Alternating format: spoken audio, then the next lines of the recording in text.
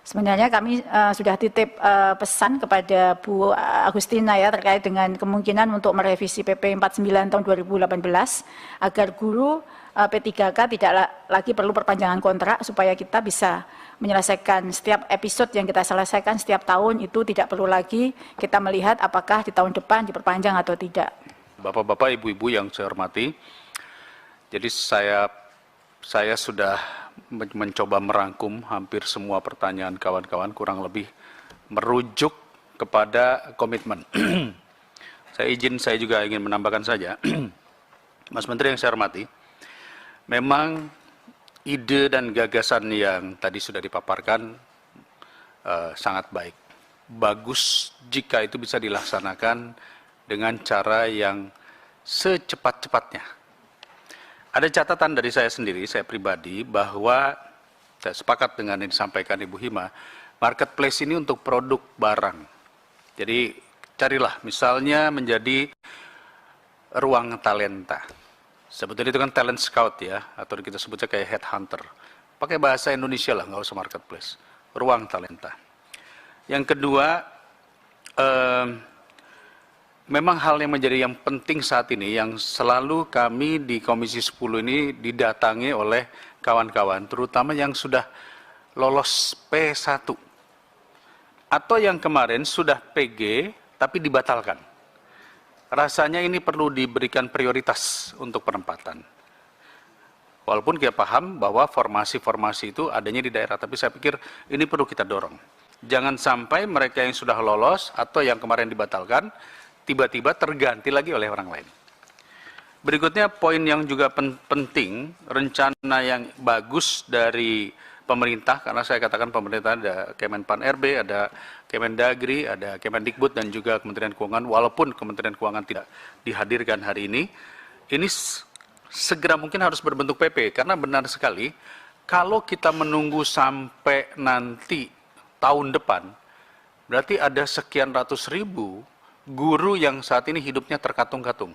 Kenapa terkatung-katung? Karena di beberapa sekolah, terutama yang masuk dari swasta, sudah diberhentikan dan sudah tidak dapat gaji. Ada yang sampai 3 bulan, 6 bulan tidak dapat gaji.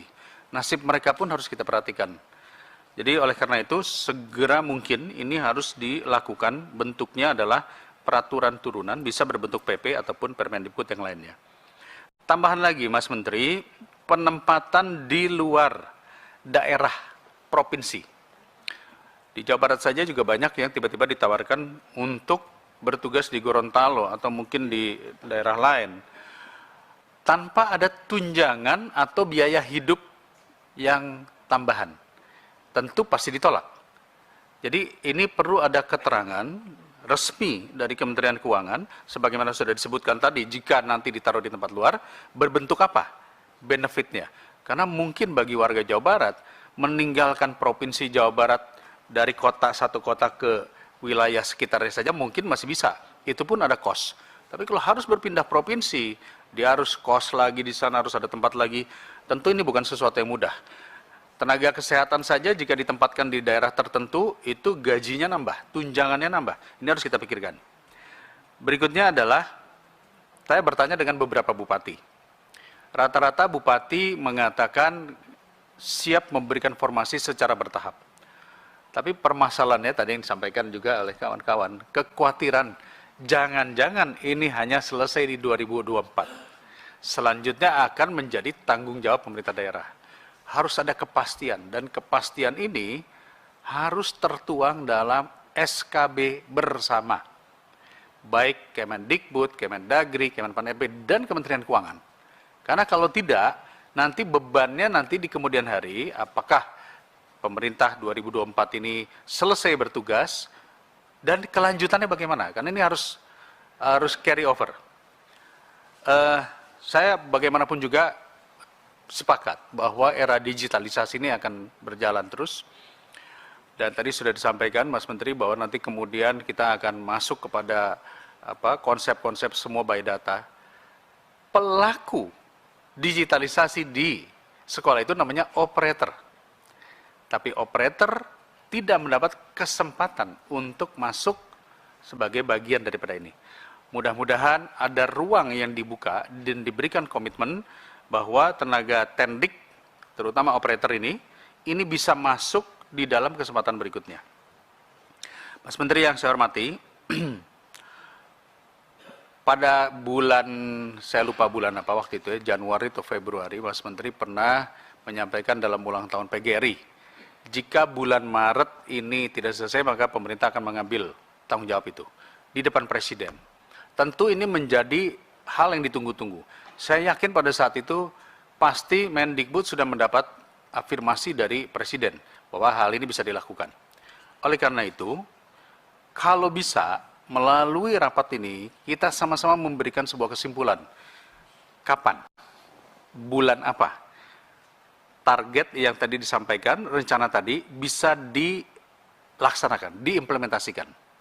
Misalnya, by the end of Agustus atau September atau Oktober ini akan kita laksanakan secara bertahap. Karena kalau tidak, nanti yang terjadi adalah, kita lihat saat ini komen di YouTube, komen di Instagram, semua mengatakan kalau bahasa Sundanya itu adalah wadul. Wadul ini artinya bohong. Jadi sebaiknya dalam kesimpulan ini kita harus sama-sama menuliskan angka ataupun jadwal, sebagaimana disampaikan tadi oleh Kang Ferdi dan yang lain-lain. Kira-kira bulan apa nih kita bisa realisasikan rencana besar yang tadi disampaikan? Apakah Agustus, September, Desember, harus ada bentuk konteks bulan yang mana sebagaimana Mas Menteri pernah menyampaikan di ulang tahun PGRI. Jadi Bapak dan Ibu yang saya hormati, kurang lebih rangkumannya adalah itu, kepastian jadwal, kepastian siapa yang mendapat, kepastian daerah, kepastian keuangan, dan kemudian bagaimana cara merealisasikan ide besar yang tadi sudah ada. Khawatirnya ide bagus tadi, karena saya anggap bagus karena sudah ada way out, akhirnya menjadi bagian daripada episode yang padahal ini bukan lagi urusannya Kemendikbud, ini urusannya adalah pemerintah secara holistik, secara bersama. Itu saja tambahan dari saya persilahkan dari pihak pemerintah untuk memberikan tanggapan. Masih ada tersisa 20 menit, kami mulai. Silakan, Mas Menteri. Terima kasih, Pak Dede.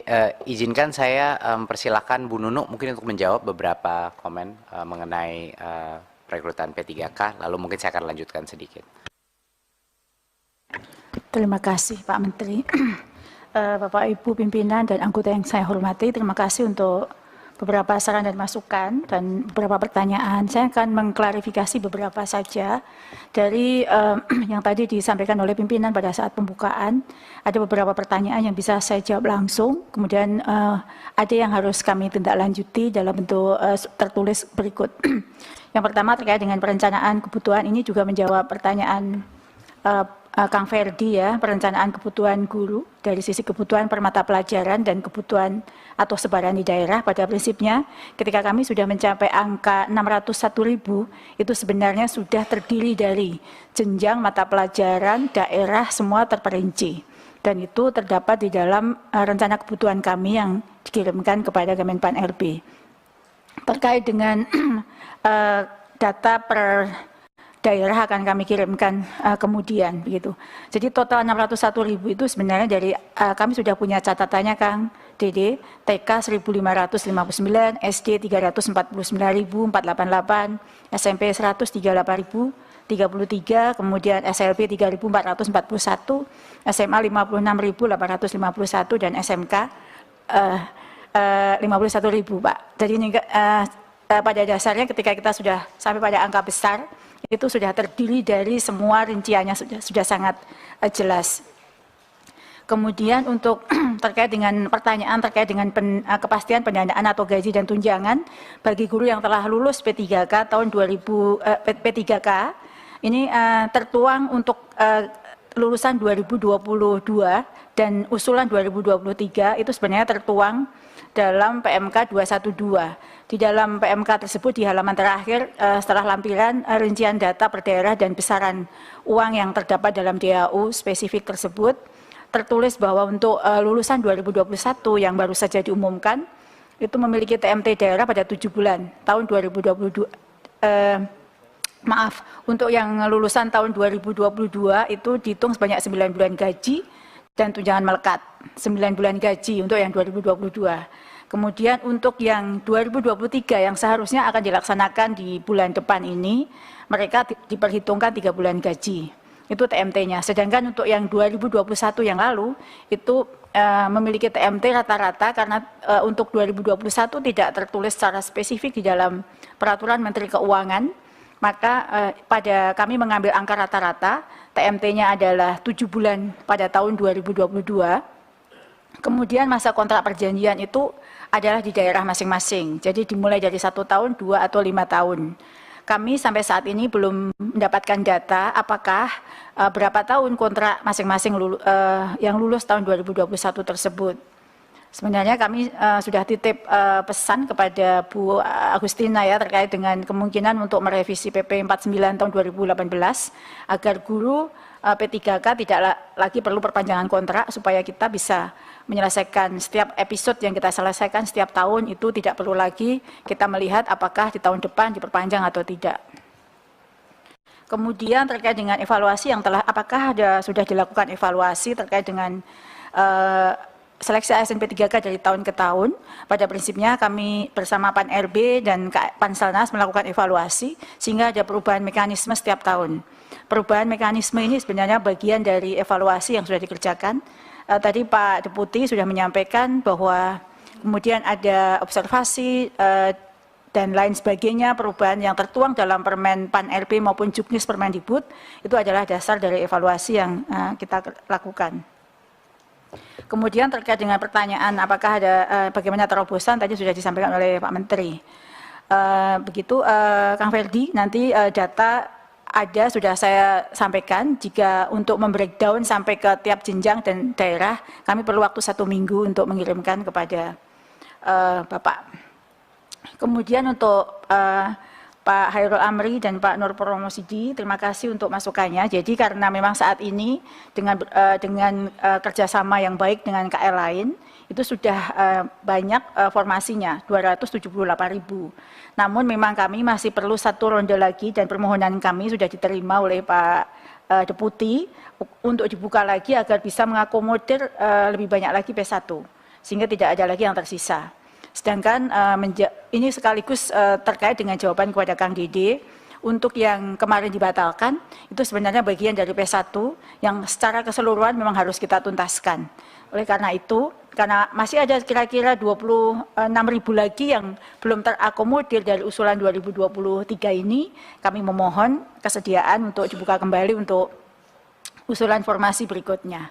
Kemudian untuk Pak Andi, tadi ada pertanyaan, mengapa mereka mengundurkan diri. Jadi kami memang tidak mendapatkan data alasan mereka mengundurkan diri, tapi berdasarkan ini pendapat pribadi, kemungkinan mereka memang mendapatkan pekerjaan yang lain, atau ada kemungkinan mereka ada yang tidak mau ditempatkan di daerah lain. Itu sudah ada masuk yang masuk alasan yang satu adalah itu.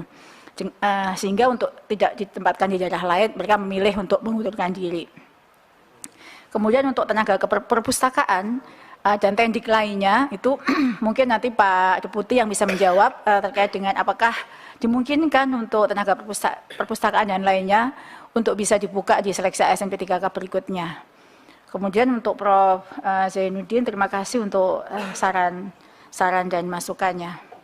Kemudian satu lagi untuk mengklarifikasi untuk Kang Dede, bahwa sampai sejauh ini di data kami tidak ada guru yang ditempatkan di luar provinsi. Jadi semua masih dalam provinsi. Tapi untuk guru SMA, SMK, dan SLB, memang dia dimungkinkan untuk berpindah kabupaten. Karena kewenangan untuk SMA, SMK, dan SLB adalah satu provinsi. Tapi kalau untuk ditempatkan di luar provinsi, memang tidak ada. Jika memang ada, mohon kiranya datanya itu bisa kami terima, sehingga kami bisa cek. Terima kasih Pak Menteri, mungkin itu tambahan informasi dari saya. Pimpinan masih ada satu tadi tentang itu Bu, yang banyak lulus provinsi Indonesia Timur itu loh. Kenapa tidak dengan hal lain dan kenapa bisa apakah standar pertanyaannya tidak sama atau gimana? Makasih. Baik, terima kasih Pak Adi. Jadi kalau untuk daerah timur memang kenapa ada formasi yang banyak yang tidak terisi? Yang pertama memang guru non ASN-nya sedikit yang ada di sana. Sehingga ketika kita buka untuk P1 sudah terakomodir, P2, P3 sedikit. Sehingga kita buka untuk pelamar umum. Pelamar umum itu dites melalui tes. Dan kami memberikan afirmasi 100% bagi mereka yang punya sertifikat pendidik. Dan ketika mereka masuk melalui jalur ujian itulah memang tidak terisi. Tapi pada prinsipnya memang karena tidak tersedia guru di sana. Dan sistem kita tidak memungkinkan untuk memindah daerah dari provinsi lain yang kelebihan guru ke provinsi yang daerahnya kekurangan guru. Jadi memang dibatasi ruang lingkupnya satu provinsi. Sehingga tidak ada, jika dimungkinkan untuk pindah dan mengundang kesediaan bagi guru-guru itu untuk mengisi daerah lain, itu masih dimungkinkan. Karena memang di provinsi lain kelebihan, di sana kekurangan. Begitu Pak Adi, terima kasih. Terima kasih Bu Nunu. Jadi Pak, mungkin untuk menekankan beberapa poin. Kalau ujung-ujungnya semua rekrutmen guru itu dilakukan secara lokal, ya kita bakal muter-muter aja di sini terus Pak. Kita mencarinya di lokal, tapi tidak ada guru yang sesuai dengan kualifikasi di situ, tapi tidak bisa mengimpor dari provinsi-provinsi lainnya, dan akan terus aja siklus ini, terus siklus literasi semakin merendah dan lain-lain. Dengan adanya implementasi tahun 2024 ini sistem baru, sekarang talenta guru itu otomatis nasional. Jadi nasional, semua demand dan supply itu terjadi secara nasional. Udah nggak ada lagi sekat-sekat. Ini hanya talenta di kabupaten ini, di provinsi ini, sekarang secara nasional. Dan itu hanya bisa tercapai kalau formasinya ditetapkan pusat dan kalau database talentanya itu nasional, terpusat. Nah ini jadi terima kasih untuk banyak masukannya mengenai nama atau istilah. Mungkin kita mengerucut kepada database talenta guru, ya. Mungkin itu menjadi nama yang lebih tepat. Terima kasih untuk masukannya. Dan tadi mungkin satu poin terakhir saya adalah banyak yang merasa ini seolah-olah ada rencana baru dari yang rencana lama, tapi selesaikan dulu dong yang masa-masa lama. Ya jelas. Maksudnya kenapa kita membuat solusi permanen ini adalah karena kita sudah mengantisipasi realita kemungkinan besar udah mentok di tahun ini. Karena tidak ada formasi yang akan muncul. Jadi kita mengantisipasi, ini kan ada kesempatan terakhir nih Pemda untuk mengajukan formasi. Tapi kita mengantisipasi bahwa tidak akan sampai ke target kita. Sehingga satu-satunya solusi untuk bisa mencapai goal kita adalah dengan melakukan formasi pusat. Begitu Bapak Ibu. Jadinya ini bukan masalah menciptakan ini baru, tapi untuk mencapai ini saja, yang masalah yang udah ada, tidak mungkin tercapai. Tahun ini pasti, mungkin kita salah. Alhamdulillah kalau kami salah. Dan ternyata formasi lengkap dari Pemda. Ya kan? Mungkin ada terjadi, tapi kemungkinan besar tidak. Jadi itulah yang kita antisipasi dengan solusi permanen gitu. Tapi pasti akan ada resiko mentok di situ berdasarkan formasi. Tidak mungkin akan bisa diselesaikan. Menurut saya itu yang bisa saya jawab dari beberapa masukan. Saya juga sudah menanya dari kementerian lain, kayaknya cukup sekian. Jadi kami persilakan kembali ke Pak Ketua. Terima kasih. Terima kasih Mas Menteri. Saya sedikit saja. Ini menyangkut soal tadi kan, katanya akan mentok di tahun ini. Kalau menurut saya karena PJ itu akan dilakukan di dalam waktu dekat ini, khawatirnya nih, para kepala daerah akan, sudahlah lepasin aja. Dan ini pasti tidak akan jalan. Dari Kemendagri ini penting sekali untuk kira-kira apakah nanti ada task yang diberikan kepada PJ untuk menyelesaikan ini. Supaya tidak selesai, maaf kepala daerah mengatakan saya sudah mau selesai ini, gak usah diterusin. Bisa nggak Pak Mendagri memberikan, dari Kemendagri menjelaskan nih? Kang Dede Ledia.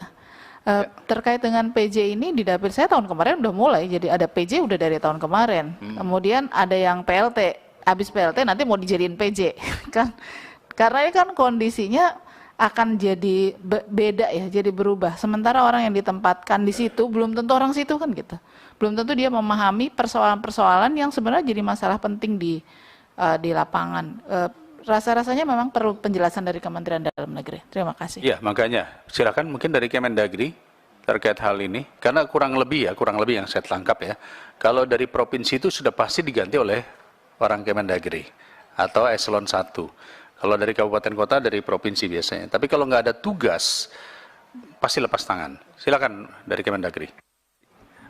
Terima kasih Bapak Pimpinan. Jadi prinsipnya penunjukan PJ ini adalah untuk memastikan bahwa penyelenggaraan pemerintahan itu tetap berjalan.